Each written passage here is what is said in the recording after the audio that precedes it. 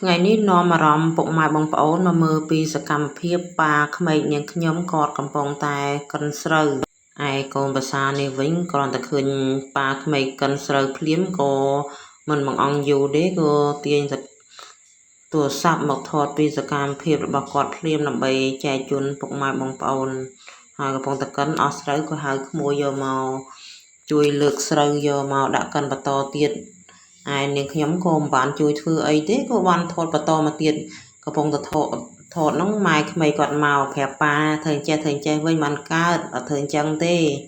ហើយបងប្អូនយើងនៅតាមស្រុកស្រែចម្ការមានម៉ាស៊ីនតូចនេះមួយនៅផ្ទះក៏ស្រួលម្យ៉ាងដែរងាយស្រួល